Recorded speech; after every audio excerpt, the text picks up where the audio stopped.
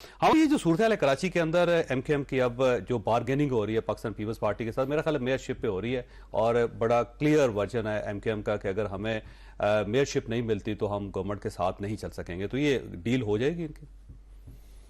یہ آپ کی بات درست ہے کہ اصل پھڈا جو پیپلز پارٹی اور ایم کیو ایم کے درمیان ہے وہ میئر شپ کا ہے. اور جہاں تک مجھے یاد پڑتا ہے کہ جب مارچ اپریل میں پچھلے سال ایم کیو ایم اور پیپلز پارٹی کی آپس میں جب ڈیل ہوئی تھی تو اس وقت یہ طے ہوا تھا کہ ایم کیو ایم کو گورنرشپ بھی ملے گی اور میئر شپ بھی ملے گی.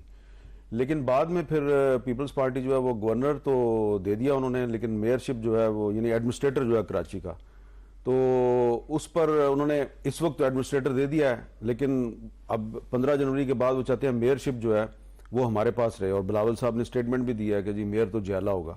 تو ایم کیو ایم جو ہے وہ اس کا خیال ہے کہ میئر جو ہے وہ اس پہ ہمارا حق ہے، کیونکہ پہلے بھی ان کا میئر رہا ہے وہاں پہ. لیکن دوسری بات یہ ہے کہ ایم کیو ایم کے جتنے بھی گروپ ہیں اگر یہ آپس میں ری یونیفائی ہونے کی کوشش کریں تو بڑی اچھی بات ہے. لیکن ان سب کو یہ یاد رکھنا چاہیے کہ یہ سارے کے سارے جو ہے نا یہ لیڈر صرف ایک ہی بندے کی وجہ سے ہیں.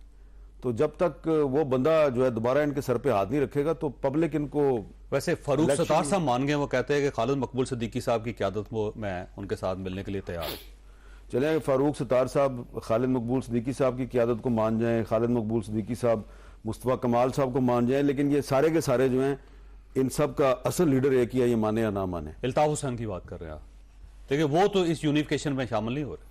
تو جب تک الطاف حسین ان کے ساتھ نہیں ہے تو یہ کراچی میں ایک بڑی سیاسی طاقت نہیں بن سکتے. تو آپ کا خیال یہ ہے کہ ان کو شامل کرنا چاہیے انہیں؟ یہ میں تو اپنا ایک تجزیہ دے رہا ہوں کہ ان کے بغیر 0 + 0 = 0. ٹھیک ہے، اور الٹیمیٹلی انہیں ان سب کو ادھر ہی جانا پڑے گا. یہ ہیں ان کے ساتھ لیکن بتاتے نہیں ہیں.